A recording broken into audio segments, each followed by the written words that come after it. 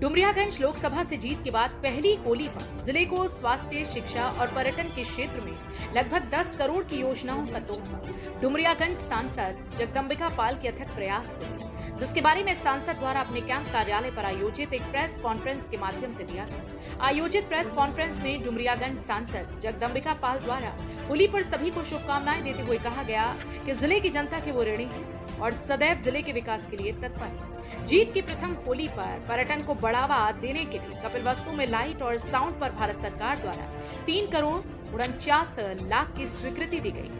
जिससे जो भी बुद्ध की इस धरा पर आएगा उसे यहाँ के इतिहास के बारे में जानकारी हो पाएगी। ऐसे ही 2 अन्य, जिसमें शिक्षा में 2 करोड़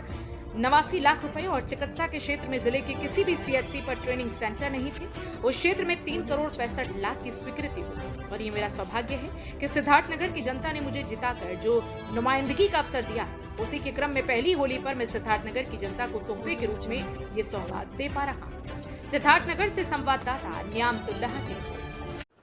होली की सभी को बहुत बहुत शुभकामनाएं। पिछली होली में लोकसभा का चुनाव चल रहा था। 4 जून को परिणाम आया। भारत में तीसरी बार नरेंद्र मोदी जी के प्रधानमंत्री बनने के बाद ये पहली होली है जब आज हम विरासत से विकास की तरफ बढ़ रहे हैं। और उसी श्रृंखला में जहां प्रधानमंत्री नरेंद्र मोदी जी आज इस बार प्रधानमंत्री बनने के बाद उन्होंने भारत को 5वीं अर्थव्यवस्था से तीसरी अर्थव्यवस्था बनाने का संकल्प 2027 तक लिया है। उसी दिशा में सिद्धार्थनगर को विकसित सिद्धार्थनगर बनाने का संकल्प लिया था। लेकिन मुझे खुशी है कि भारत सरकार के पेट्रोलियम मंत्रालय के पेट्रोनेट एलएनजी डिपार्टमेंट से प्रधानमंत्री मोदी जी के आशीर्वाद से, हरदीप पुरी जी हमारे मंत्री के सहयोग से लाइट एंड साउंड का प्रोग्राम स्वीकृत हुआ है, जिसके लिए 3 करोड़ 49 लाख रुपए की स्वीकृति हुई है। अब आने वाले दिनों में जो भी इस पिपरहवा कपिलवस्तु में आएंगे वो साउंड लाइट प्रोग्राम से उनको बुद्ध के पूरे इतिहास का जानकारी एक होगा, जैसे और जगह पे साउंड लाइट के प्रोग्राम से होता है। और शिक्षा के क्षेत्र में एक मॉडल इंटर कॉलेज रुका पड़ा हुआ था, जिसको जिला अधिकारी आर गणपति राजा ने हमसे कहा कि साहब इसका कोई बजट स्टेट से नहीं है, उसको भी मैंने नेशनल थर्मल पावर कॉरपोरेशन से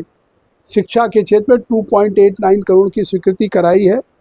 तीसरा, स्वास्थ्य के क्षेत्र में अब मेडिकल कॉलेज हो गया, नर्सिंग इंस्टीट्यूट हो गया, लेकिन सीएससी पे जिले के 5 तहसील के सीएससी पे ट्रेनिंग सेंटर नहीं था,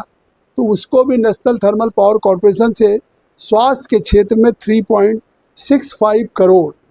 की स्वीकृति 5 सिद्धार्थनगर में सीएससी पे ट्रेनिंग सेंटर बनेंगे, जिससे वहाँ की पैरामेडिकल हो या नर्सेज हो, डॉक्टर्स हो, सभी के रिफ्रेशर्स कोर्स और ट्रेनिंग कोर्सेज चलेंगे, जिससे जो भी स्वास्थ्य के क्षेत्र में नए शोध हो रहे हैं या नई तकनीक की उसकी जानकारियाँ वो हासिल करेंगे। तो मुझे खुशी है कि मोदी जी की सरकार तीसरी बार बनने के बाद या चुनाव में सिद्धार्थनगर की महान जनता ने हमको पुनः सांसद बना करके इस क्षेत्र की नुमाइंदगी का अवसर दिया, तो उसे मुझे पहली होली में ये सिद्धार्थनगर जनपद वासियों को तोहफा देने का अवसर मिल रहा है। ये मेरा सौभाग्य